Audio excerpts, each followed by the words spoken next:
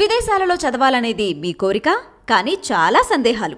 వీటన్నిటికీ full stop పెట్టి మీ డ్రీమ్స్ ఫుల్ఫిల్ చేసుకోండి. Contact Videsh consults. బాలకృష్ణ గారు చేసినటువంటి కార్యక్రమాలు ఎలా ఉన్నాయి? హిందూపురంలో ఒక ఎన్టీ రామారావు గారి కొడుకు, ఒక చంద్రబాబు వియంకుడు అయినా అభివృద్ధికి జనసేన పార్టీ వస్తే ఎలా ఉంటుంది? హిందూపురంలో జనసేన పార్టీ ఆడుందండి. సినిమాలు అక్కడ నడవకపోగా ఈడొచ్చి ఏదో అంటే ఇప్పుడు పొత్తులతో వచ్చిన ఇంకో పార్టీ మీ మీదకి వచ్చిన మీరు వేసే అడుగులు ఎలా ఉండబోతుంది? పొత్తులతో వచ్చిన నలుగురు కలిసి పోటీ చేసిన బాలకృష్ణ గారు హిందూపురంకి ఎప్పుడెప్పుడు వస్తాడు? అసలు రాడా? చూడటానికి కూడా రాడు. పలకరింపులకి, ఫంక్షన్లకి. ఇప్పుడు షర్మిలమ్మ గారు వచ్చారు. కాంగ్రెస్ పార్టీకి మీ రఘువీరారెడ్డి గారు దగ్గరలోనే ఉన్నారు. దాని ప్రభావం ఎలా ఉండబోతుంది? రఘువీరారెడ్డి గారిది అప్పుడే ప్రభావం అనేది ఏమాత్రం 2024లో ఆ కంచుకోటను బద్దాలు కొట్టుతారా మీరు? జగన్మోహన్ రెడ్డి గారు పెట్టిన పథకాలు, ఆయన అభివృద్ధి, ఆయన చేస్తున్న జగన్మోహన్ రెడ్డి గారి బర్త్డేకి కూడా మీరు చేసే కార్యక్రమాలు పెద్దగా ఉన్నాయి. ప్రతి జగన్మోహన్ రెడ్డి గారి బర్త్డేకును అదేమో కానీ అయ్యప్ప స్వామి గుడిలో జగన్మోహన్ రెడ్డి గారి ఖచ్చితంగా వైఎస్ఆర్సీపీని జెండాను ఎగరేస్తాము. అభివృద్ధి సాధిస్తాము కూడా హిందూపురం అనేది. Hi, hello, welcome to IT media. నేను మీ విజయ్ మాట్లాడుతున్నాను. ప్రస్తుతం మనం హిందూపురం నియోజకవర్గం, తెలుగుదేశం పార్టీకి కంచుకోటలా ఉన్నటువంటి ఈ హిందూపురం నియోజకవర్గాన్ని ఈసారి వైసీపీ కైవసం చేసుకోవాలని ఇన్ఛార్జ్ మంత్రివర్యులు పెద్దిరెడ్డి రామచంద్రారెడ్డి గారు కావచ్చు, మరి అదేవిధంగా హిందూపురం పట్టణ వాసులు కావచ్చు, మరి వైసీపీ నాయకులు. ఈ వైసీపీ నాయకుల్లో ఇప్పుడు మనం మాట్లాడబోయేది షేక్ బాషా గారితో. షేక్ బాషా అంటే మీకు అర్థమవుతుందో లేదో తెలియదు, కానీ కట్ల భాష, షేక్ భాష నుంచి కట్ల భాషకి ఎలా మారింది ఈ పేరు, అది ఆయన మాటలు అడిగి తెలుసుకుందాం. భాషా గారు నమస్కారం అండి. నమస్కారం అండి. సార్ బాగున్నారా? బాగున్నామండి.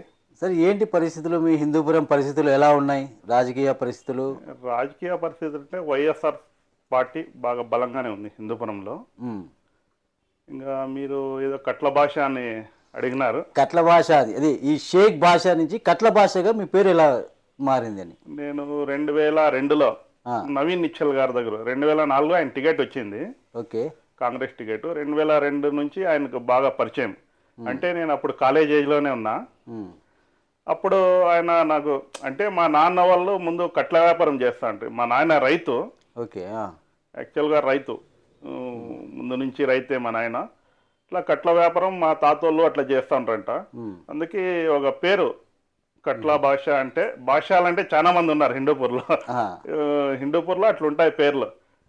మా ముస్లిమ్స్ లో భాషలు అనేవాళ్ళు చాలా మంది, వేరే రఫీక్ అనేవాళ్ళు చాలా మంది, అల్తాఫ్ అనేవాళ్ళు చాలా, వాళ్ళ ఏదో వృత్తి పేరు ఎక్కువ ఉన్నారనేసి మీకు ఇది ఇచ్చారు. కట్ల భాష అంటే ఒక ఆ రోజు నవీన్ నిచ్చల్ అన్న ఎప్పుడు పోయినా కట్ల భాష ఆడున్నాడు అనే పేరు ఆయన ద్వారానే నాకు వచ్చింది. అప్పటి నుంచి కట్ల భాష అని వచ్చింది. ఓకే, ఈ హిందూపురం నియోజకవర్గంలో 2 సార్లు అంటే 2014లో నుండి ఇప్పటి వరకు, అవును, గతంలో కూడా టీడీపీలే హయాంలోనే ఉంది. అవును, అప్పటి నుంచి ఇప్పటి వరకు హిందూపురంలో మీ present MLA, TDP MLA Balakrishna గారు చేసినటువంటి కార్యక్రమాలు ఎలా ఉన్నాయి? అంటే ఆయన అభివృద్ధి కావచ్చు, ఆయన కార్యక్రమాలు కానీ ఎలా ఉన్నాయి? అభివృద్ధి విషయానికి వస్తే ఆయన ఒక హిందూపురంలో ఒక ఎన్టీ రామారావు గారి కొడుకు. అలాంటి వ్యక్తి అభివృద్ధి అంటే ఒక సీఎం స్థాయిలోనే చేయాల్సిందే. ఈరోజు పులివెందుల తీసుకోండి, మా సీఎం జగన్మోహన్ రెడ్డి గారు రాజశేఖర రెడ్డి హయాంలో, మన దివంగత నేత రాజశేఖర రెడ్డి గారి హయాంలో, ఆ రోజు నుంచి ఈ రోజు మన జగన్మోహన్ రెడ్డి గారు ఈ రోజు వెళ్ళి చూసినాడ మెడికల్ హాస్పిటల్, మెడికల్ కాలేజు, రోడ్లు, భవనాలు అన్నీ బాగా డెవలప్మెంట్ జరిగినాయి. కానీ ఈయన సీఎం స్థాయి వ్యక్తే బాలకృష్ణ అనే వ్యక్తి. అంటే ఒక చంద్రబాబు వియంకుడు, ఎన్టీ రామారావు గారిని 40 ఏళ్ళ నుంచి గెలిపిస్తున్నారు. అయినా అభివృద్ధికి నోచుకొని హిందూపురంలో ఈరోజు రోడ్లు సరిగా లేవు, డ్రైనేజీ వ్యవస్థ సరిగా లేదు, కాలేజీలు లేవు మాకు, ఉమ్, ఉర్దూ కాలేజీ లేదు. ఇట్లా సమస్యలు చాలా ఉన్నాయి హిందూపురంలో. అయితే అభివృద్ధికి అయితే నోచుకోలేదు. ఈరోజు మేము హాస్పిటల్కి వెళ్ళాలన్నా ఉమ్. బెంగళూరు వెళ్ళాలి, ఏదన్నా ప్రమాదం మీకు దగ్గర కాబట్టి వెళ్తున్నారేమో మీరు. దగ్గర కాబట్టి ఈడ వసతి లేదు కదా. ఉహుం, ఏదో చిన్న ప్రెగ్నెంట్ డెలివరీ అన్నా కూడాను ఈరోజు సీరియస్ కేసు అయితే అనంతపూర్ అండ్ బెంగళూరు పంపిస్తారు. ఉమ్, మా ప్రజలు ఏం చేస్తారు, అనంతపూర్ కంటే బెంగళూరే బెస్ట్ కదా సిటీ అని అక్కడికి వెళ్తున్నారు. ఉహుం. ఆ పరిస్థితి ఉంది హిందూపురంలో. భాషా గారు, మీరు మొదటగా మీ రాజకీయ ప్రస్థానం ఎలా మొదలైంది? అంటే ఎప్పటి నుంచి స్టార్ట్ చేశారు మీరు పాలిటిక్స్లో? రాజకీయ ప్రస్థానం అంటే 2002లో నవీన్ నిచ్చల్ గారి దగ్గర నాకు కాలేజీ ఏజ్ ఉంటే పరిచయము. ఉమ్, 2004లో ఆయన టికెట్ తెచ్చుకోవడము, ఆయన వెంట నేను నడిచడము. ఉమ్, ఎప్పుడూ రాజకీయ నాయకులతోనే పార్టీ మీటింగ్లోనే మేము గడిపేవాళ్ళము. నవీన్ హిందూపురాన్ని మార్చాలా, ఉమ్, టీడీపీ కంచుకోటను పగలగొట్టాలా ఉమ్. అనే దేంతోనే 2004 నుంచి ఇప్పటి వరకు అదే ప్రయత్నంలో ఉన్నాం, కొనసాగుతున్నాం. ఉమ్. ఇప్పుడు ఈ 2024లో ఆ కంచుకోటను బద్దలు కొడతారా మీరు? ఖచ్చితంగా బద్దలు కొడతామండి. ఉహుం, ఈరోజు హిందూపురంలో వైఎస్ఆర్సీపీ బలంగా ఉంది. ఉమ్, జగన్మోహన్ రెడ్డి గారు పెట్టిన పథకాలు, ఆయన అభివృద్ధి, ఆయన చేస్తున్న విద్య వైద్యం, ప్రజలకు ఇవే కావాల్సింది.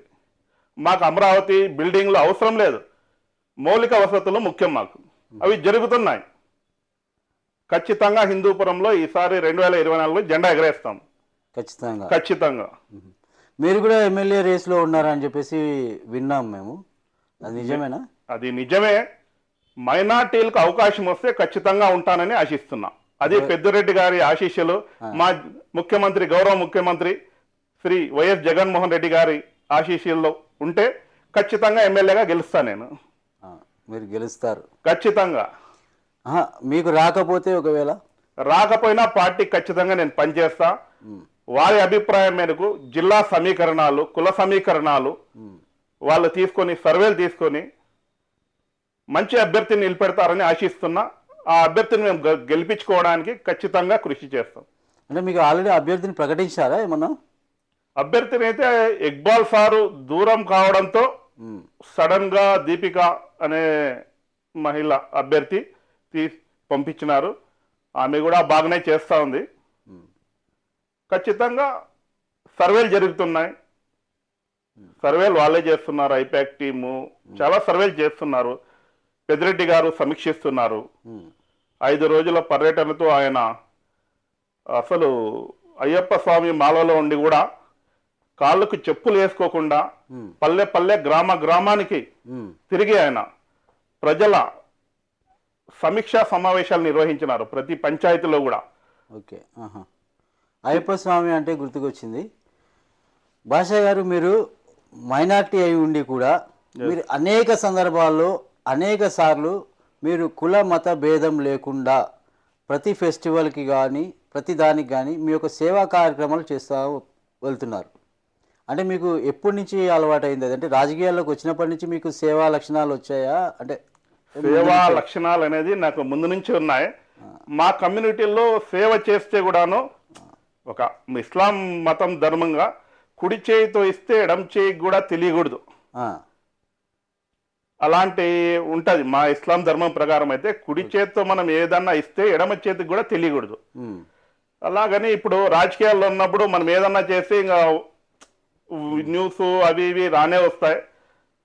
దాని ద్వారా కొద్దిగా తెలుస్తూ ఉంటుంది. కాబట్టి ఒక 5% తెలిసిండొచ్చు బయట సేవా కార్యక్రమాలు, 90% తెలియకపోవచ్చు. అదే మీరు టెంపుల్స్ లో చేశారు, అన్ని చోట్ల చేశారనమాట చాలా సార్లు. ఖచ్చితంగా. ఇది ఒక ఎత్తు అయితే ప్రత్యేకంగా మీకు జగన్మోహన్ రెడ్డి గారు అంటే ఎందుకు అంత అభిమానం? జగన్మోహన్ రెడ్డి గారి బర్త్డేకి కూడా మీరు చేసే కార్యక్రమాలు పెద్ద పెద్దగా ఉంటాయి, ఎందుకు అలాగా? ప్రతి జగన్మోహన్ రెడ్డి గారి బర్త్డేకును అయ్యప్ప స్వామి అదేమో కానీ అయ్యప్ప స్వామి గుడిలో జగన్మోహన్ రెడ్డి గారి బర్త్డే రోజే అయ్యప్ప స్వాములు ఉంటారట. ఆ సీజన్ అప్పుడే వస్తుంది. అది జగన్మోహన్ రెడ్డి గారి చేసిన అదృష్టమో లేదంటే మేం చేసుకున్న అదృష్టమో. ఆ బర్త్డేకి అక్కడ కొన్ని వేల మంది భోజనాలు చేస్తుంటారు. ఆ అన్నదాన కార్యక్రమం అంటే అక్కడ ప్రతి కులం వాళ్ళు కూడా మాల ధరిస్తారు. అందరూ ఉంటారట, చిన్న పెద్ద తేడా లేకుండా ప్రతి ఒక్కరూ ఉంటారు. అలాంటి సందర్భంలో మనము జగన్మోహన్ రెడ్డి గారు ఒక 25 ఏళ్ళు కనీసం ముఖ్యమంత్రిగా ఉండాలని ఉమ్, ప్రత్యేక పూజా కార్యక్రమం ఏర్పాటు చేస్తాం. ఉమ్, తర్వాత అన్నదాన కార్యక్రమాన్ని ఏర్పాటు చేస్తాం. ఇది ప్రతి సంవత్సరం కూడా నేను కంటిన్యూగా చేస్తున్నా. అంటే ఎందుకు జగన్మోహన్ రెడ్డి గారి మీద అంత ప్రేమ ఏమని? అంటే వైఎస్ ఫ్యామిలీ మీదే ప్రేమ. ఉమ్, అంటే వైఎస్ రాజశేఖర రెడ్డి గారు మాకు ఆ రోజుల్లోనే ఉమ్, 5% రిజర్వేషన్ ఇచ్చినారు, 4% రిజర్వేషన్. ఓకే. ఈరోజు ముస్లిం మైనార్టీ పిల్లలు ఎంతో మంది ఇంజనీర్లు, డాక్టర్లు అయినారు ఆ రిజర్వేషన్తో. 4% రిజర్వేషన్తోనే ఎంతో మంది పెద్ద పెద్ద చదువులు చదువుకున్నారు. అలాంటి వ్యక్తికి మనము ఇంకోటి, జగన్మోహన్ రెడ్డి గారు, రాజశేఖర రెడ్డి గారి ఫ్యామిలీ కానీ వైఎస్ ఫ్యామిలీ కానీ ముస్లింలు అంటే అంత అభిమానం వాళ్ళకు. మేము కూడా అలానే ఉండాలనే మా ఆకాంక్ష. మరి చాలామంది కొంతమంది ఇప్పుడు టీడీపీలో చంద్రబాబు నాయుడు మొన్న అంతా ఆయన యాత్రల్లో చెప్తున్నాడు మైనార్టీస్కి ఏం చేసినారు అనేసి. మైనార్టీస్ మరి చంద్రబాబు నాయుడు అడుగుతున్నాడు, మీరేం చెప్తారు దానికి? చంద్రబాబు నాయుడు ఏం చేసినాడు? ఆ, ఆ రోజు తిరుపతిలో చెప్పినారు కదా, ఆ, నారా హమారా ఏదో ప్రోగ్రాము, అక్కడ వాళ్ళని అరెస్ట్ చేయించినాడు మీ మైనార్టీస్ని. మైనార్టీస్ని. ఓకే. ఆ, ఈ రోజు మా ముఖ్యమంత్రి జగన్మోహన్ రెడ్డి గారు 5 ఎమ్మెల్యే సీట్లు ఇస్తే 4 గెలిస్తే, ఇంకొకటి గెలిచకపోయినా మా ఎమ్మెల్సీ ఇక్బాల్ సార్ గారిని వెంటనే ఎమ్మెల్సీ ప్రకటించినారు. ఒక డిప్యూటీ సీఎం ఇచ్చినారు. ఎంతో మంది చైర్మన్లు ఉన్నారు. మంచి మంచి పదవులు ఇచ్చినాడు. చంద్రబాబుని చెప్పమనండి ఎన్ని పదవులు ఇచ్చినాడు? ఈ 2024 ఎలక్షన్కి ఎన్ని ఇస్తాడు? జగన్మోహన్ రెడ్డి గారు చూస్తున్నారు. జగన్మోహన్ రెడ్డి గారు ఎన్ని ఇచ్చినారు, చంద్రబాబు గారు ఎన్ని ఇస్తారు? మరి వాళ్ళు ఎందుకు అంత గొంతు చించుకొని మాట్లాడుతున్నారు? అది పెయిడ్ ఆర్టిస్టులతో మాట్లాడిస్తున్నాడే తప్ప నిజమైన ముస్లిం మైనార్టీ నాయకుడు ఎవరు కూడా చెప్పలేరు ఆ మాట. పెయిడ్ ఆర్టిస్టులు ఉంటారండి, వాళ్ళతో మాట్లాడిస్తారు. దాన్నంతా ఏదో ముస్లింలు మాట్లాడుతున్నారని చేయడం అది తప్పు. మేము పూర్తిగా రాష్ట్రంలో ఎంతమంది మైనార్టీలు, ముస్లిం మైనార్టీలు ఉండారో జగన్మోహన్ రెడ్డి గారి మీద. ఇదే కాకుండా ఎన్ఆర్సీ విషయం వచ్చింది. దాంట్లో దేశమంతా ఏదో ముస్లింలు పంపించేస్తారు అది ఇది అని చాలా స్ట్రైక్లు, బంద్లు అవి ఇవి చేస్తున్నారు. దాంట్లో నేను కూడా మా హిందూపురంలో చేసినాను. జగన్మోహన్ రెడ్డి గారు, నేనున్నాను మీకు అండగా, మీకేం కానివ్వను. జగన్మోహన్ రెడ్డి అనే ఉండే వరకు ముస్లిం మైనార్టీలు ఎటువంటి ఇబ్బంది పడాల్సిన అవసరం లేదని కడపలో ఆయన డైరెక్ట్ ప్రకటించినాడు. నేను ఉండే వరకు ఏ ముస్లింకి ఇబ్బంది కాకూడదు అని. దేశంలో ఎవరు ప్రకటించలే, మొట్టమొదటి ముఖ్యమంత్రి ప్రకటించినాడు మాకు. ఇంకా అంత అండగా ఉన్నాడు మా మైనార్టీలకు జగన్మోహన్ రెడ్డి గారు. అందుకని జగన్మోహన్ రెడ్డి గారు అంటే మీకు అంత ప్రేమ? ఖచ్చితంగా. అది అంటే రాజశేఖర రెడ్డి గారిని అంటే రాజశేఖర రెడ్డి గారితో పాటు మీరు నడిచారు అప్పట్లో? ఖచ్చితంగా నడిచినాం కదా, రాజశేఖర రెడ్డి గారితో కలిసినాము. ఇంకోటి 2005లో ఎలక్షన్ అయిన తర్వాత మున్సిపల్ ఎలక్షన్లో క్యాంప్ ఆఫీస్కి వెళ్ళినాము. రాజశేఖర రెడ్డి గారి క్యాంప్ ఆఫీస్కి వెళ్ళినాము. నేను, నవీన్ నిచ్చల్ గారు, దివాకర్ రెడ్డి గారు ఉన్నారు, ఆ రోజు రఘువీరారెడ్డి గారు ఉన్నారు. ఎమ్మెల్యే కౌన్సిలర్ని గెలుచుకున్నాము, చైర్మన్ చేసినాము. క్యాంప్ ఆఫీస్ పిలిపించినారు మన రాజశేఖర రెడ్డి గారు, కూర్చున్నాము. అంటే చైర్మన్ డిసైడ్ చేసేటప్పుడు. అప్పుడు ఎలా ఉండేది మీ అంటే మీ ఆయన దగ్గర ఉన్నప్పుడు మీ ఫీలింగ్ ఎలా ఉండింది? చూస్తే పెద్ద రాజుని చూస్తున్నట్టే ఉంది. రాజశేఖర రెడ్డి గారిని చూస్తే ఇది చూస్తే రాజు చూస్తున్నట్టే ఉంది. ఓకే.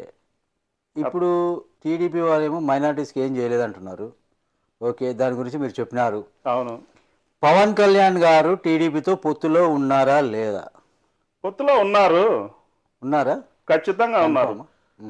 చంద్రబాబు చేత కాకనే సహాయం తీసుకుంటున్నాడు. పవన్ కళ్యాణ్కి ఏదో ఉందండి, పవన్ కళ్యాణ్కి లేదని తెలియదు. ఏం లేదంటారు? సన్యాసి రాచుకుంటే బుడిదే రాలుతుంది. అదే కదా. అంటే పవన్ కళ్యాణ్ గారు పొత్తులో ఉన్నారు కన్ఫామ్. అది పొత్తులో లేము, పొత్తు చిత్త అయిపోయింది అనేసి అంటున్నారు కదా. చూడండి, అతని చేత కాకపోవడమే పొత్తు అని తిరుగుతున్నాడు చంద్రబాబు. చేతనైతే ఒంటరిగా పోటీ చేయమనండి. చేత కాకనే షర్మిల గారిని, అన్నా చెల్లెలను విడదీస్తున్నాడు. అది చంద్రబాబు నాయుడు చేస్తున్న పని లేకుంటే కాంగ్రెస్ వాళ్ళు చేస్తున్న పని? చంద్రబాబు ఒకటే కదా ఇప్పుడు. భాష గారు ఒక చిన్న క్వశ్చన్, చెప్పండి. మీకు చంద్రబాబు అంటేనే ఎగురుతున్నారు, ఎందుకని అట్లా? చంద్రబాబు చంద్రబాబు అంటే ఆ, అతను ఎన్టీ రామారావు గారిని వెన్నుపోటు పొడిచి ఆ, అధికారాన్ని లాక్కొన్నాడు. ఓకే.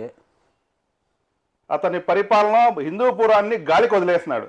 ఆ, ఇది ఎన్టీ రామారావు గారి నియోజకవర్గం అనే గాలికి వదిలేసినాడు. ఉమ్, ఇప్పుడు బాలకృష్ణ వచ్చినాడు, ఇప్పుడు కూడా అలాగే వదిలేసినాడు. 2 సార్లు ఎమ్మెల్యే అయినాడు. ఏం అభివృద్ధి చేయించినాడు బాలకృష్ణ? అంటే ఈ బాలకృష్ణ గారు హిందూపురంకి ఎప్పుడెప్పుడు వస్తాడు, అసలు రాడా? బాలకృష్ణ ఎప్పుడెప్పుడు వస్తాడు? నీ అభివృద్ధికే చూడడానికి కూడా రాడు. పలకరింపులకి, ఫంక్షన్లకి, ఆ, పెళ్లిళ్ళకి ఆ, చుట్టపుచుగా వస్తాడు. ఫంక్షన్ లా ఎమ్మెల్యే అని పెట్టాలి ఆయనకు. ఫంక్షన్ ఉంటే మాత్రమే వస్తాడు. ఆహా, ప్రజలు ఏ కష్టాల్లో ఉన్నాడు ఆ, అవన్నీ చూడ్డు. ప్రజలు ఎట్లున్నారు, రైతులు ఎట్లున్నారు, వ్యాపారస్తులు ఎట్లున్నారు. ఏమన్నారు ఇప్పుడు? అంటే మామూలు ఎమ్మెల్యే అంటే ఫంక్షన్లు ఏందన్నారు? ఫంక్షన్ల ఎమ్మెల్యే ఓహో, ఉమ్, ఫంక్షన్లకు మాత్రమే వస్తాడు. ఉమ్. ఫంక్షన్లో కూడా ఒక ఎమ్మెల్యే. అంతే అంతే. ఇతని పేరు రాష్ట్రంలోనే ఫంక్షన్ల ఎమ్మెల్యే.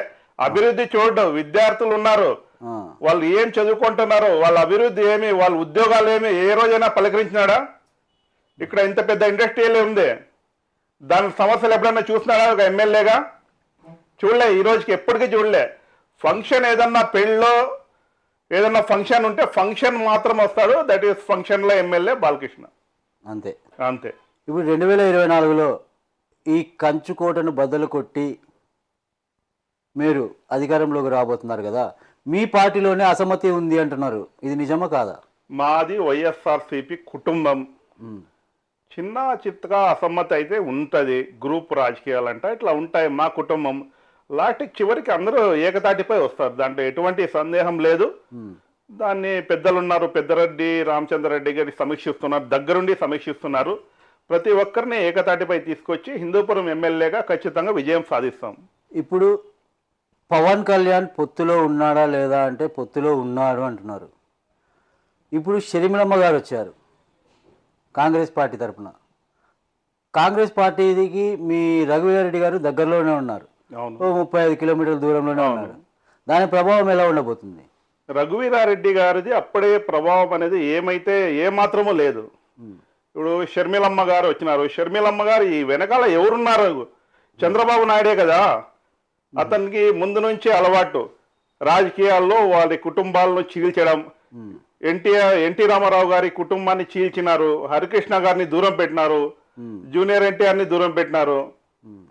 నారా కుటుంబం అనేది ఫేమస్ చేసుకుంటున్నారు వాళ్ళు. నందమూరి కుటుంబాన్ని అణిచివేస్తున్నారు. ఆ విధంగా ఈరోజు కూడా జగన్మోహన్ రెడ్డి గారి కుటుంబంలో చిచ్చు పెడుతున్నారు. ఇప్పుడు కాంగ్రెస్ ప్రభావం ఉంటుందా ఉండదా? ఇప్పుడు కాంగ్రెస్ ప్రభావం అయితే ఏమాత్రం ఉండదండి. ఇప్పుడు రఘువీరారెడ్డి గారు ఉన్నారు, అతనికే తెలుసు కాంగ్రెస్ ఆంధ్ర రాష్ట్రంలో బలపడదని. అన్నీ తెలిసినా అతను రాజకీయ చాణక్యుడు ఎవరంటే రఘువీరారెడ్డి గారే. ఒకప్పట్లో రాజశేఖర్ రెడ్డి గారి ముఖ్య శిష్యుడు అనంతపూర్ జిల్లాలో ఎవరంటే రఘువీరారెడ్డి గారే. అలాంటి వానికి అనంతపూర్ జిల్లా గురించి తెలుసు, రాష్ట్రం గురించి అన్ని ఇది కూడా ఉంది అతనికి. అలాంటి వ్యక్తి ఈరోజు తిరుగుతున్నాడంటే అతనికి తెలుసు ముందే కాంగ్రెస్ ప్రభావం అయితే ఏమాత్రం ఉండదు అని. మరి షర్మిలమ్మ గారు ఉన్నారు కదా, ఇప్పుడు రఘువీరారెడ్డి కాకుండా పిసిసి అధ్యక్షురాలుగా షర్మిలమ్మ గారు వచ్చారు. అవును. ఆమె ముందుకు వెళ్తుంది కాబట్టి కాంగ్రెస్ది ఏదైనా మీకు ఉంటుందా అని? ఎటువంటి ప్రభావం చూపదండి. ఇప్పుడు షర్మిలమ్మ గారు ఏదో వాళ్ళు కాంగ్రెస్ వెనకల చంద్రబాబు ఉసుగొలిపి పంపించినారే కానీ ఆమెకు ఎటువంటి ఆకర్షణ, జనాకర్షణ కానీ, ఓటు బ్యాంక్ కానీ కాంగ్రెస్లో ఎటువంటి ప్రభావం చూపదు. ముఖ్యంగా ముస్లిం మైనార్టీలు అయితే ఎటువంటి పరిస్థితుల్లో కూడా కాంగ్రెస్ వైపు మొగ్గు చూపరు. ఒకవేళ చెప్పచ్చు కాంగ్రెస్ అంటే ముస్లిము అది ఇది అని, ఎటువంటి అట్లా ప్రభావం అయితే చూపదు. ఎందుకంటే జగన్మోహన్ రెడ్డి గారు ఉన్నారు మాకు, ఖచ్చితంగా అతను న్యాయం చేస్తాడు ముస్లింలకు. ఎటువంటి పరిస్థితుల్లో కూడా కాంగ్రెస్ ఏమాత్రం కూడా బలపడే అవకాశం అయితే లేదు రాష్ట్రంలో. అంటే ఇప్పుడు పొత్తులతో వచ్చిన ఇంకో పార్టీ మీ మీదకి వచ్చిన 2024లో మీరు వేసే అడుగులు ఎలా ఉండబోతున్నాయి? పొత్తులతో వచ్చిన నలుగురు కలిసి పోటీ చేసిన జగన్మోహన్ రెడ్డి గారికి ఉండే అభిమానులు అతనికి ఉండే ఓటు బ్యాంకు చెక్కు చెదరదు. అతని పట్ల పూర్తిగా విశ్వాసంతో ఉన్నారు ప్రజలు. ఈరోజు పేదలకు పెత్తందారులకు యుద్ధం. పెత్తందారులంతా ఒకటైనారు. ఈరోజు పేదలంతా మేమంతా ఒకటైనాం. మేమంతా పేదలే. జగన్మోహన్ రెడ్డి గారి వెనకలా ఉంటాం ఈరోజు మేము.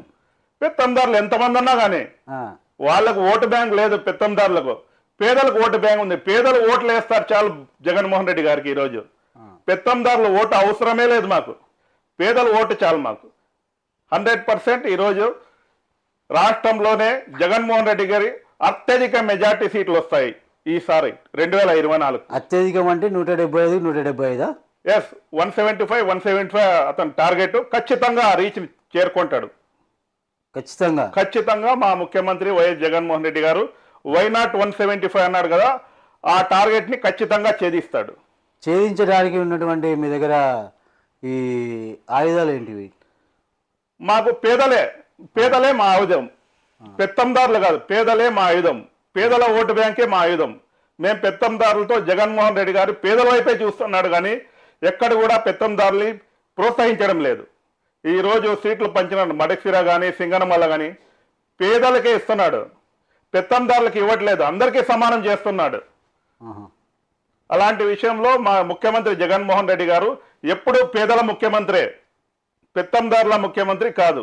సంక్షేమం ఈరోజు చూస్తే సంక్షేమ పథకాలు, అమ్మఒడి, ప్రతి ఒక్క సంక్షేమం, సంక్షేమ పథకాలంటే కరోనా సమయంలో ఒక్క 10,000 ఇవ్వాల్సిన ఎవరు అప్పు ఇచ్చే పరిస్థితి లేదు. చంద్రబాబు హయాంలో ఏం నడిచిందండి? చైన్ లింక్ ఫైనాన్సులు పెట్టినాడు అతను చంద్రబాబు. డ్వాక్రా మహిళల్ని టార్గెట్ చేసినాడు. ఎక్కడైతే డ్వాక్రా మహిళలు ఉంటారో అక్కడ ఒక ఫైనాన్స్ ఏర్పాటు చేసి 10,000కు 1,000 రూపాయలు పట్టుకొని ఇచ్చే ఫైనాన్స్ చంద్రబాబు వెనక ఉండి నడిపించినాడు. అది డ్వాక్రా మహిళల్నే టార్గెట్ చేసినాడు చంద్రబాబు. 10 మంది డ్వాక్రా మహిళలు ఉంటే 1,00,000 రూపాయలు ఇచ్చేది, 10,000 పట్టుకునేది. ఇట్లాంటి నీచ బుద్ధి గల చంద్రబాబు నాయుడు డ్వాక్రా మహిళల్ని వాళ్ళ రక్తాన్ని తాగినాడు చంద్రబాబు. ఈ రోజు చూస్తున్నారు జగన్మోహన్ రెడ్డి గారు పేదలకు, ప్రతి పేదవాడికి అతను ఏదో విధంగా ముందుకు రావాలి, ఆర్థికంగా బలపడాలి, విద్యాబుద్ధులు నేర్పించాలి పిల్లలకని అన్ని విధాలా ప్రోత్సాహం చేస్తున్నాడు జగన్మోహన్ రెడ్డి గారు. ఈరోజు విద్యాబుద్ధులు డెవలప్మెంట్ జరగలేదు, అభివృద్ధి జరగలేదు. ముందు చదువుకుంటే కదా పిల్లలు అభివృద్ధి, దేశ అభివృద్ధి ముందు ఉండాలి అంటే ముందు ఆర్థికంగా కాదు, విద్యాబుద్ధులు ముఖ్యం. ఈరోజు మంచి విద్య నేర్చుకుంటే ఈడ హిందూపూర్లో కాకుంటే ఆంధ్ర రాష్ట్రం కాకుంటే వేరే దేశంలో పోయినా కూడా బతకగలుగుతాడు అతను. ఇక్కడ బతకడానికి చదువు ముఖ్యం కదా. విజన్ ఉన్న ముఖ్యమంత్రి ఎవరంటే మా వైఎస్ జగన్మోహన్ రెడ్డి. ఇంకో 20 సంవత్సరాలకు స్కూళ్ళన్నీ బాగా కార్పొరేట్ కంటే ఇంకా ఎక్కువ బాగా విద్య నేర్పించాలనే ఆకాంక్షతోనే అతను. ఏమన్నారు? విజన్ ఉన్న ముఖ్యమంత్రి. విజన్ ఉన్న ముఖ్యమంత్రి జగన్మోహన్ రెడ్డి గారు. చంద్రబాబు నాయుడు గారు ఏమంటున్నారంటే పాయిజన్ జగన్మోహన్ రెడ్డి, విజన్ ఉన్న ముఖ్యమంత్రి చంద్రబాబు నాయుడు అంటున్నారు వాళ్ళు. వాళ్ళ టీడీపీ తమ్ముళ్ళు ఏదో చెప్తారండి, పాయిజను జగన్ అది ఇది అని. ఈ రోజు చూస్తున్నాం ఒక గ్రౌండ్ లెవెల్ నుంచి పిల్లల్ని ఎట్లా ముందు విద్యాబుద్ధులు ఎట్లా నేర్పించాలి. వాళ్ళకి ఇంగ్లీష్ మీడియం కావాలా, వాళ్ళకి సిబిఎస్ఈ కాకుండా ఇంకా అప్గ్రేడ్ ఉన్న సిలబస్ కూడా మొన్న చెప్పినారు నేషనల్ మీడియాలో. ఐసిఎస్సి స్థాయి సిలబస్ ను నేను తీసుకొని పోతున్నాను. ఐసిఎస్సి అంటే చంద్రబాబుకి తెలియదు, వాళ్ళ పిల్లల్ని చదివించుకుంటాడు. పేద పిల్లల్ని ఎవరండి చదివిస్తారు? ఈ రోజు జగన్మోహన్ రెడ్డి ప్రతి పేద పిల్లాడు కూడా మంచి చదివి అతను ఉద్యోగాలు అభివృద్ధి ఇక్కడ కాదండి, మంచి చదువు ఉంటే ఇక్కడ కాకుంటే దేశంలో ప్రపంచంలో ఎక్కడైనా ఉద్యోగాలు వస్తాయి. ఈడే అభివృద్ధి జరగాల, ఈడే ఉద్యోగం చేయాలనేది ఇప్పుడు అంతా కాన్సెప్ట్ లేదు కదా. మంచి విద్యా బుద్ధులు ఉన్నాడు ఇక్కడ కాకుంటే అమెరికా కాకుంటే లండన్ అవుట్ ఆఫ్ ఎక్కడైనా చదువుకుంటాడు. అతనికి విద్యా బుద్ధినే లేకుంటే ఇక్కడ కూడా జగన్మోహన్ రెడ్డి గారి ఆలోచన విధానం ఎలా ఉంది? జగన్మోహన్ రెడ్డి గారు ఈరోజు ఆలోచన విధానం చూసుకుంటే భవిష్యత్తులో పిల్లలకి ఏం కావాలా, విద్యార్థులకు ఏం కావాలా, వైద్యం ఎట్లా అందించాలా అనే దాని మీద పూర్తిగా దృష్టి పెట్టినారు. ఈరోజు చూస్తున్నాం విద్యా విధానంలో ఎటువంటి నాడు చూసుకుంటే గతంలో చూసుకుంటే స్కూల్ ఎలా ఉండేవి, ఈరోజు స్కూల్ ఎలా ఉన్నాయి, దాని మీద పూర్తిగా ఫోకస్ పెట్టినాడు జగన్మోహన్ రెడ్డి. ఈరోజు చూస్తున్నాం ఇంగ్లీష్ మీడియం. చంద్రబాబు చూస్తే ఇంగ్లీష్ మీడియం వద్దంటాడు. ఈరోజు జగన్మోహన్ రెడ్డి గారు ఇంగ్లీష్ మీడియంతోనే మన భవిష్యత్తు బాగుపడుతుంది అంటున్నారు. అది వాస్తవం 100%. ఈరోజు ఇంగ్లీష్ ఉంటేనే ప్రతి ఒక్కరికి ఉద్యోగాలు వచ్చేది. అలాంటి పరిస్థితుల్లో ఈరోజు చూస్తున్నాము ముఖ్యంగా మనం జగన్మోహన్ రెడ్డి గారు చూస్తున్నారు విద్యా విధానంలో ముందు చూపు పూర్తిగా అతనికి మన పిల్లలు బాగుండాలా, మన భవిష్యత్తు బాగుపడుతుంది అనే దానిపైనే దృష్టి పెట్టినాడు. ఇంకోటి వైద్యంలో చూస్తున్నారు ఈరోజు ఆరోగ్యశ్రీ ఎలా ఉంది, ఇంతకు ముందు ఎలా ఉండేది చంద్రబాబు పీరియడ్ ఉన్నప్పుడు. ఈ రోజు చూడండి 25 లక్షల రూపాయలు ఇస్తున్నాడు. ప్రతి ఏదైనా చేయించుకోండి మీరు, ఎన్నో విధాల అమలు చేస్తున్నాడు. అలాగా ఉంది ఈరోజు విద్యా విధానం. భాషా గారు, ప్రస్తుతం మీ హిందూపురం నియోజకవర్గంలో అసమ్మతిని ఏ విధంగా మీరు కలుపుకొని వెళ్తారు ముందుకి? వైఎస్ఆర్సీపీ కుటుంబం దీంట్లో చిన్న చిన్న మనస్పర్ధలు ఉండొచ్చు. నాకు ప్రాధాన్యత ఇవ్వలేదని, నాకు పదవి ఇవ్వలేదనో అలాంటి చిన్న చిన్న ఇవి ఉండొచ్చు, కానీ అందరూ కలిసి పనిచేస్తారండి. ఓకే, మొత్తానికి హిందూపురంలో మైనారిటీ శాతం ఎన్ని ఓట్లు ఉండొచ్చు? మైనార్టీలో మెజార్టీ స్థానంలో ఉన్నారు. ఇప్పుడు హిందూపురం మండలంలో తీసుకుంటే మున్సిపాలిటీ అండ్ మండలంలో 60,000 పైన ఓట్లు ఉన్నాయి. అలాగే లేపాక్షి మండలంలో తీసుకుంటే 10,000 పైన ఓట్లు ఉన్నాయి. చిలమత్తూరు మండలంలో 20,000 పైన ఓట్లు ఉన్నాయి. సుమారుగా మెజార్టీ స్థానంలో ఓటు శాతం మన ముస్లిం మైనార్టీలు ఉందండి. అంటే ఈ మైనార్టీస్ ఎటువైపు అంటారు? అంటే మైనార్టీస్ పూర్తిగా జగన్మోహన్ రెడ్డి వైపే ఉంటారు, వైఎస్ఆర్సీపీ పార్టీ వైపే ఉంటారు ఖచ్చితంగా. చంద్రబాబు సైడ్ ఉండరంటారు? చంద్రబాబు సైడ్ ఎట్లా ఉంటారండి, అతను ఏం చేసినాడనే ఉంటారు చెప్పండి. ఇంతవరకు మైనార్టీలకి హిందూపురంలో ఏదైనా పదవి ఇచ్చినాడంటే అది ఏది మన వైస్ చైర్మన్ ఇవ్వడానికి కూడాను చివరి 3 నెలల్లో వైస్ చైర్మన్ ప్రకటించినాడు ఒక ముస్లిం మైనార్టీకి. అంతవరకు పూర్తి 5 ఏళ్ల కాలంలో ఒక్క పదవి ఇవ్వలే చంద్రబాబు. ఈ రోజు జగన్మోహన్ రెడ్డి చూడండి, మైనార్టీలని మన ఎమ్మెల్సీ గారిని ఓడిపోయిన వెంటనే ఎమ్మెల్సీ ఇచ్చినాడు, అలాగే వైస్ చైర్మన్ ఇచ్చినాడు, మెజార్టీ స్థానంలో కౌన్సిలర్లు ఉన్నారు, ఎన్నో పదవులు ఇచ్చినాడు హిందూపురంలో. అలాగే రాష్ట్ర వ్యాప్తంగా చూసినా కూడా జగన్మోహన్ రెడ్డి గారు మైనార్టీల పట్ల చాలా ప్రత్యేక దృష్టి చూస్తున్నాడు, మంచి చేస్తున్నాడు, అన్ని పదవులు ఇస్తున్నాడు, అన్ని రంగాల్లో ముందుకు పోవడానికి ప్రోత్సహిస్తున్నాడు. ఇప్పుడు హిందూపురంలో జనసేన పార్టీ ఒంటరిగా, అంటే జనసేన పార్టీ వస్తే ఎలా ఉంటుంది? హిందూపురంలో జనసేన పార్టీ ఆడుందండి. నోటాకు పడినన్ని ఓట్లు పడుతున్నాయి. లాస్ట్ టైం చూస్తున్నారు కదా, నోటాకు ఎన్ని పడినాయి? 2,000 పడితే ఇంకో 200-300 ఎక్కువ పడి ఉండొచ్చు అంతే. వాళ్ళకు ఇప్పుడు బూతులు 250 బూతులు ఉన్నాయి. దాంట్లో ఉన్న వాళ్ళు కూడా వేయట్లేదే, బూత్ ఏజెంట్లు కూడా వాళ్ళకి ఓట్లు వేయట్లేదు జనసేనకే. ఇప్పుడు 250 బూతులు ఉంటే దాంట్లో ఇద్దరు బూత్ ఏజెంట్లు ఉంటే వాళ్ళ ఫ్యామిలీ ఓటు వేస్తే ఎన్ని ఓట్లు అవుతాయి? 5,000, 6,000, 10,000 ఓట్లు అవుతాయా? మరి అవి కూడా పడట్లేదే. నువ్వు పెట్టుకున్న బూత్ ఏజెంట్లు కూడా జనసేన పార్టీకి వేయట్లేదు ఓట్లు. మరి పొత్తు బలపడుతుందా లేదంటే ఎట్లా? పొత్తులే చిత్తులే ఏందుందండి. ఇప్పుడు పవన్ కళ్యాణ్ ఉన్నాడు, సినిమాలు అక్కడ నడవకపోగా ఈడొచ్చి ఏదో రాజకీయాల్లో ఏదో సంపాదించుకుందామని వచ్చినాడే గాని ప్రజలకు సేవ చేద్దామనే మనస్తత్వం అయితే అతనికి లేదు.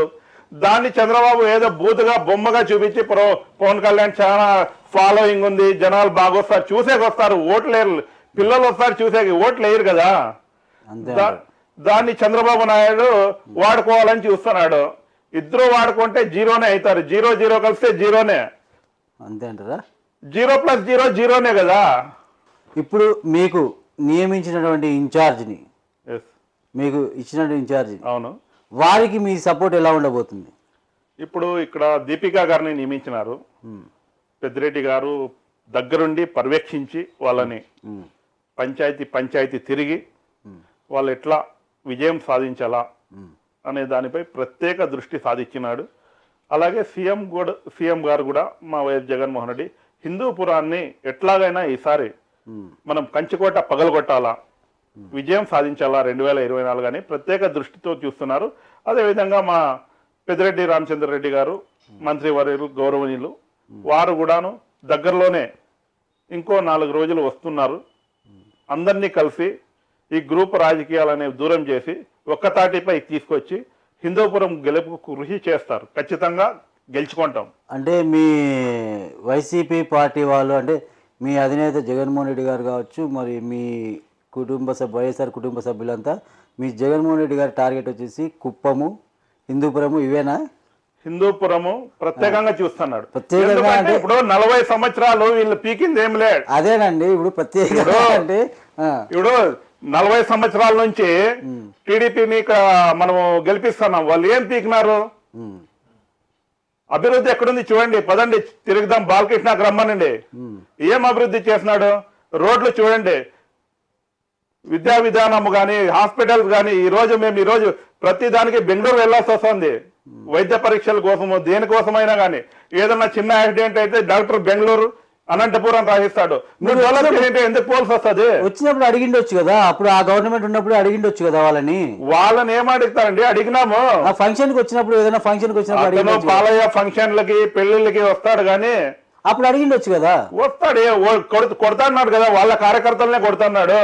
వీడు మెంటల్ బాలయ్య అని వాళ్ళ కార్యకర్తలే కొట్టించుకుంటున్నారు. మనం ఎందుకు అడగాలి వాళ్ళని? అందుకని వదిలేసినారంటారు. అతను మెంటల్ పెట్టినారు. ఈడ కార్యకర్తల్ని కొడుతున్నాడు. ఇంకేం అడుగుతారు? అతన్ని ప్రశ్నించకపోతే కొడతాడంట. బాలకృష్ణ పరిస్థితి అది. అది ఇప్పుడు ఓటుతో చెప్తారా? ఖచ్చితంగా ఈసారి ఓటుతోనే మీరు కొడతారు, బుద్ధి చెప్తాం బాలకృష్ణకి. ఇది ఇప్పుడు 2024లో వైసీపీ జెండా హిందూపురంలో ఎగరబోతుంది. 100% ఎగిరిస్తామండి. ఖచ్చితంగా ఎగరబోతుంది కాదు, ఎగిరిస్తాం. దాంట్లో ఎటువంటి సందేహం లేదు. గెలిపిస్తాం. చెప్తా హిందూపురం గురించి. అప్పుడు రాజశేఖర రెడ్డి గారు ఉన్నప్పుడు 680 కోట్లతో మంచినీటి తాగునీటి పథకాన్ని తీసుకొచ్చినాడు.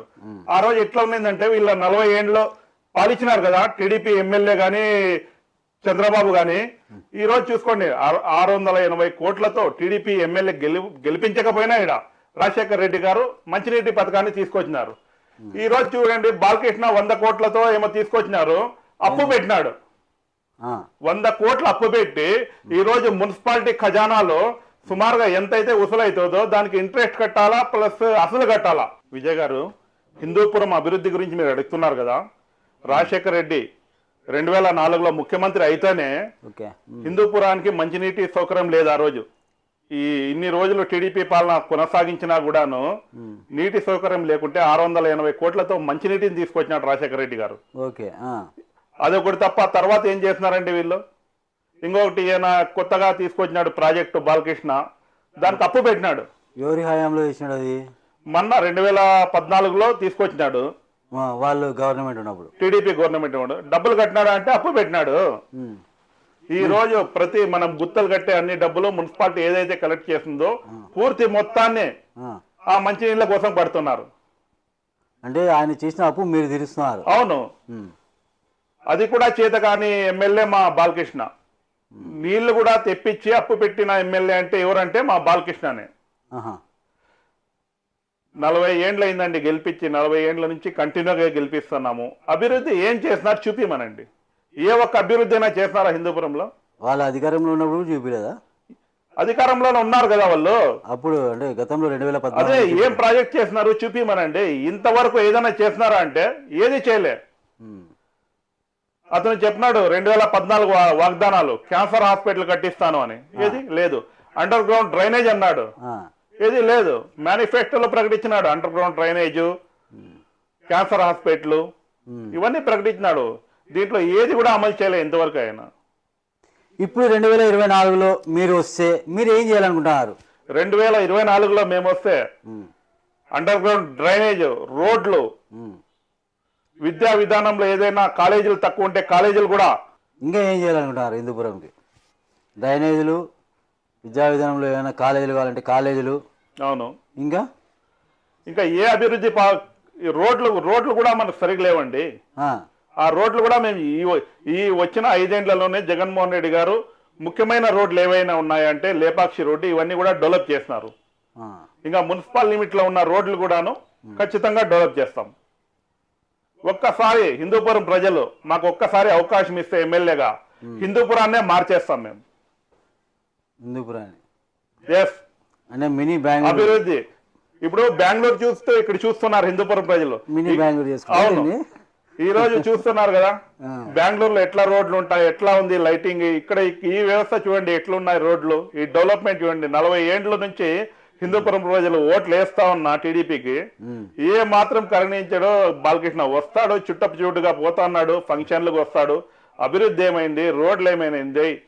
ఇక్కడ వైద్య విధానం ఎట్లుంది, విద్యా విధానం ఎట్లుంది, కార్మికులు ఎట్లున్నారు, రైతులు ఎట్లున్నారు, ఏదే పట్టించుకోడు. అడిగితే కొడతాడా? అడిగితే కొడతాడు, వాళ్ళ కార్యకర్తలనే కొడతాడు. అలాంటి వ్యక్తి బాలకృష్ణ. మెంటల్ బాలకృష్ణని ఎమ్మెల్యే చేసి మనం ఏది అడిగితే ఏది ఇస్తారండి? ఇప్పుడు వాళ్ళ కుటుంబం తరపున ఆయన కాకుండా వేరే వాళ్ళు ఎవరు వచ్చినా అదే విధంగా ఉంటుందా లేకుంటే ఎట్లా? ఇప్పుడు 40 ఏండ్లలో ఎన్టీఆర్ గారు ఉన్నప్పుడు కొద్దిగా అభివృద్ధి జరిగింది, ఎన్టీ రామారావు గారు ఉన్నప్పుడు. దాని తర్వాత ఎవరైతే హరికృష్ణ కానీ, ఈయన అతని పీరియడ్లో ఉన్న రంగనాయకులు కానీ, అతని పీరియడ్లో ఉన్న అబ్దుల్ గనీ కానీ, అతని పీరియడ్లో 2 సార్లు బాలకృష్ణ కానీ టీడీపీ హయాంలో ఎక్కడ అభివృద్ధి జరిగింది? మీరు ఏం ప్రాజెక్టులు తీసుకొచ్చినారు? ఎన్ని కాలేజీలు కట్టినారు? ఇది చూపిమనండి. ఏమీ లేదు. మనం ఏదన్నా మంచి స్కూల్ పోవాలన్నా వేరే కర్నూలుకో తిరుపతికో వెళ్లాల్సిందే కాలేజ్కి. వైద్యం కోసం వెళ్ళాలన్నా ఈ రోజుకి అనంతపురం బెంగళూరు వెళ్లాల్సిందే. ఇంకా ఏదన్నా ఉద్యోగాల కోసం కూడా బెంగళూరు హైదరాబాద్ వెళ్లాల్సిన రోజే. హిందూపూర్లో అభివృద్ధి ఉండింటే మేము వేరే ఊరికి వెళ్లాల్సిన పనే ఉంది. అంతే అంటారు.